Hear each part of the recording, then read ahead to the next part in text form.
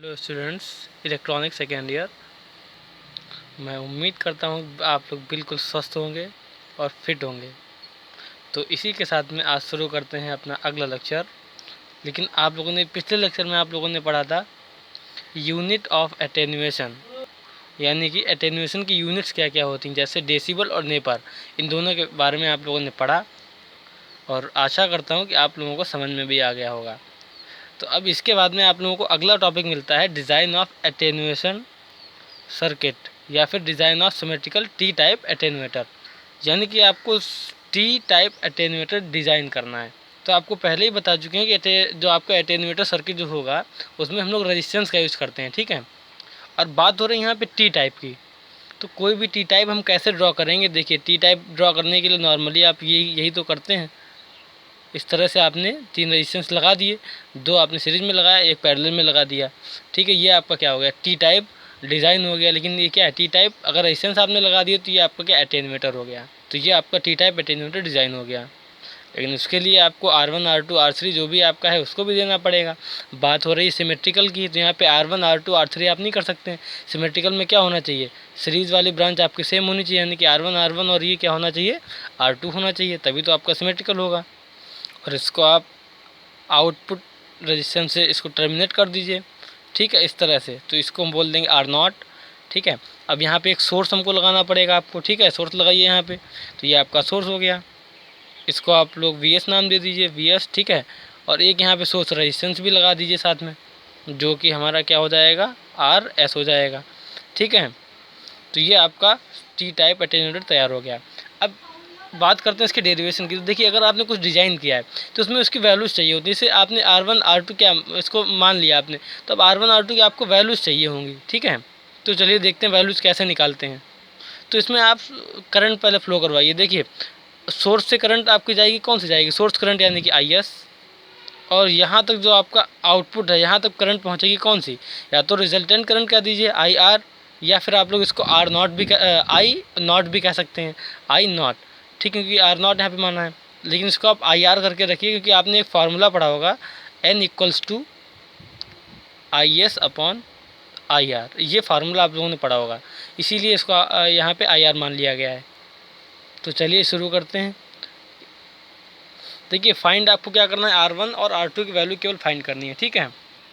तो देखिए भाई, आप 2 लूप बन रहे हैं, या तो आप लूप बना करके इस तरह से लगाइए, ठीक है, लेकिन ये काफ़ी लेंदी पड़ेगा। इससे बढ़िया आप ये करिए कि यहाँ पे करंट डिवाइडर लगा दीजिए, जो कि आप लोगों को सिखाया जा चुका है कि करंट डिवाइडर। तो यहाँ पे क्या लगेगा, करंट डिवाइडर रूल लगाइए आप लोग से, ठीक है। तो क्या होता है current divider rule, output current equals to input current into resistance of opposite arm, यानी कि जिसमें आप निकाल रहे हैं भाई, आप करंट, आउटपुट करंट आपकी ये यहाँ पर है, तो रिजल्टेंट आपका कौन सा हो जाएगा, ये वाला हो जाएगा, opposite arm, sorry, resultant current तो ये हो गई आपकी, लेकिन इसकी अपोजिट आर्म कौन सी हो गई, ये वाली हो गई, ठीक है। तो लगाइए, देखिए आउटपुट करंट क्या हो गई, IR, ठीक है, इक्वल्स टू इनपुट करंट क्या है, IS into resistance of opposite arm. भाई आप इसको लेकर के सॉल्व कर रहे हैं ना, तो इसके अपोजिट में रेजिस्टेंस कौन सा है, ये वाला है, ठीक है। तो ये कौन सा है, R2, तो ऊपर क्या हो जाएगा, R2 अपॉन इस पूरे लूप में जो भी रेजिस्टेंस आपके लगे हुए हैं, कौन कौन से लगे हैं, R1 लगा हुआ है, प्लस R2 लगा हुआ है, और R0 लगा हुआ है, ठीक है। अब देखिए, ये आपको बनाना है, N यहाँ पे लाना है इसको, तो IS अपॉन IR करना है। तो IS इधर आपका पहले से ही, IR इधर लेके आइए, ठीक है। तो IS आपका पहले से ही इधर दिया हुआ था, ठीक है, अपॉन IR इक्वल्स टू, ये इधर चला जाएगा आउट, यानी कि R1 + R2 + R0 अपॉन क्या चल रहा है, R2, ठीक है। इसको इक्वेशन नंबर 1 दे दीजिए, या इसको आप N में टर्मिनेट कर दीजिए। तो ये किसकी वैल्यू है, आपको पता है ये किसकी वैल्यू है, N की वैल्यू है, ठीक है। तो इसको आप यहाँ क्या कर दीजिए, इसको N कर दीजिए। N = क्या निकल के आ जाएगा, R1 + R2 + R0 upon R2। इसको इक्वेशन 1 दे दीजिए, ठीक है। अब ये तो आपकी इक्वेशन निकल के आ गई, आपको जो अगली इक्वेशंस आप निकालेंगे उनको सिंप्लीफाई करने के काम आएंगी, ठीक है। अब मेन इक्वेशन जो बनाने जा रहे हैं वो देखिए। अब यहाँ से आप सोर्स को हटा दीजिए, ठीक है, सोर्स को हटाइए, यहाँ से इसको ओपन सर्किट कर दीजिए, और फिर इधर से आप लोग देखिए, यानी इधर से आपने क्या कर दिया, इसको ओपन सर्किट कर दीजिए, इसको क्या कर देंगे ओपन सर्किट, ठीक है। यानी कि ये सोर्स आप इसको यहाँ से हटा दीजिए, तो ये आपको यहाँ से क्या हो जाएगा, ओपन हो जाएगा। अब इधर आउटपुट साइड से सॉल्व करिए, ठीक है, जिधर से हम देखते हैं उसके अपोजिट साइड से सॉल्व करते हैं, तो इधर से सॉल्व करिए। तो देखिए ये और आपका R0 और R1 किस में हो गए, ये दोनों आपके सीरीज में हो गए, ठीक है। उसके बाद में ये दोनों सीरीज, अब ये R2 के साथ में कैसे हो जाएंगे, ये R2 के साथ में आपके पैरेलल हो जाएंगे। फिर बचा हुआ ये R1 आपका, ये किसके, इसके साथ क्या हो जाएगा, ये आपके दोनों सीरीज में हो जाएंगे। अब इसी चीज़ को सिंप्लीफाई करिए, देखिए ये इधर आपने टर्मिनेट कर दिया है किससे, R0 से, R0 कर दीजिए इसको भाई, आपने इधर ओपन कर दिया है तो R0 इसको मान लेंगे। तो R0 इक्वल्स टू क्या निकल के आएगा, देखिए ये R0 और R1 किस में है, सीरीज़ में, ठीक है। तो आपका क्या हो जाएगा, R1 प्लस R0 हो जाएगा, ठीक, ये दोनों सीरीज में होगा। अब इसके साथ में ये किस में, पैरेलल में है, तो पैरेलल का मतलब क्या है कि इसको multiply R2 upon R1 plus R0 plus R2, ठीक। अब ये इतना सिंप्लीफाई होकर आपका आ गया, ठीक है, ये जो आप यहाँ पे लिखा गया है। अब ये इसके साथ क्या है, ये आपका सीरीज़ में है, तो ये क्या हो जाएगा, प्लस R1 हो जाएगा। अभी आपका हो गया सिंप्लीफाई, कर लीजिए इसको। अब देखिए यहीं से आपको R1 R2 की वैल्यू फाइंड करनी है। देखिए अब यहाँ ये आपका ऊपर R2 लिखा हुआ है, आपको पता है कि जो सबसे ऊपर जो नंबर होता है उसको अगर अपॉन के अपॉन में लेके आएंगे तो ये अपॉन के अपॉन में पहुँच जाएगी यहाँ, ठीक है। तो अगले स्टेप में देखिए R1 प्लस R0, ठीक, अपॉन में, ये आपका इंटू ऊपर मल्टीप्लाई में था, इसको क्या कर देंगे, इसको अपॉन में लेके आइए, तो ये इसके अपॉन में आ जाएगा R1 plus R0 plus R2 upon, ये ऊपर वाला R2 किस में आ जाएगा, यहाँ नीचे आ जाएगा, ठीक है। क्यों, आपको पता है कि अपॉन के अपॉन की संख्या कहाँ पहुँच जाती है, पलट के ऊपर पहुँच जाती है, ठीक है। तो इसको आपने पिछला स्टेप बैक कर लिया यहाँ से, ठीक। अब ये प्लस आपका चल रहा है R1, इधर क्या चल रहा है, R0 चल रहा है, ठीक है।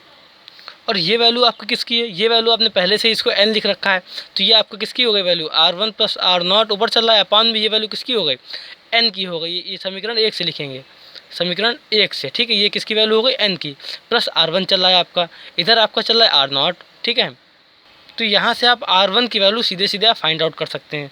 एलसीएम लीजिए, R0 equals to R1 plus R0 plus n R1 upon n, तो ये इधर n चला जाएगा आपका, n R0 इक्वल्स टू, इधर से आपका ये R1 कॉमन मिल जाएगा, R1 कॉमन मिला तो 1 प्लस n प्लस R0 चल रहा है आपका, इधर देखिए, ठीक, इधर आपका चल रहा है n R0, तो यहाँ से R1 की वैल्यू फाइंड करिए, तो R1 1 plus n equals to, देखिए इधर से ये R0 है, ये R0 है, R0 जब आप कॉमन लेंगे तो ये प्लस का उधर जाएगा, कैसा हो जाएगा, माइनस का हो जाएगा। तो यहाँ से R0 आपने कॉमन लिया, कैसा हो गया, तो n आपका ये वाला पहले से ही पॉजिटिव है, ये इधर आएगा तो कैसा हो जाएगा, माइनस का 1 हो जाएगा, ठीक है। तो अब यहाँ से R1 की वैल्यू निकाल लीजिए, R1 इक्वल्स टू क्या निकल के आ जाएगा, R0 n minus 1 upon n plus 1, ठीक है। तो ये R1 की वैल्यू आपकी निकल के आ गई, यानी कि आपने ये R1 की वैल्यू निकाल ली। अब आपको फाइंड करना है R2 की वैल्यू। अब ये R1 की वैल्यू आप उठा करके किसी भी इक्वेशन में या आप यहाँ रख दीजिए या फिर आप यहाँ रख दीजिए, लेकिन बात तो एक ही, तो आप इसमें इक्वेशन समीकरण 1 में R1 की वैल्यू रख दीजिए, तो यहाँ से आपकी R2 की वैल्यू निकल के आ जाएगी। तो ये आपको अपने आप करना है, R1 की वैल्यू उठा के आप यहाँ पुट करिए तो आपकी इक्वेशन बनेगी, उसको आप सॉल्व करेंगे, वहाँ पे n कुछ इस तरह से बन के आएगा ये, तो इसको आप लोग n लिख देंगे वहाँ और उसको सिंप्लीफाई करके R2 की वैल्यू फाइंड आउट कर लेंगे।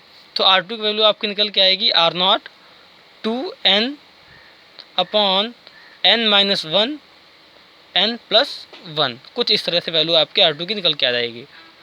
तो ये आपका पूरा था design of symmetrical T type attenuator, मतलब टी टाइप एटेन्यूएटर डिज़ाइन करना। 3 आपके हैं, टी टाइप एटेन्यूएटर, पाई टाइप और एल टाइप, तीनों में से आपको एक एग्ज़ाम में ज़रूर मिलेगा, अगर पिछली बार नहीं आया है तो आप लोग इसको तैयार कर लीजिए।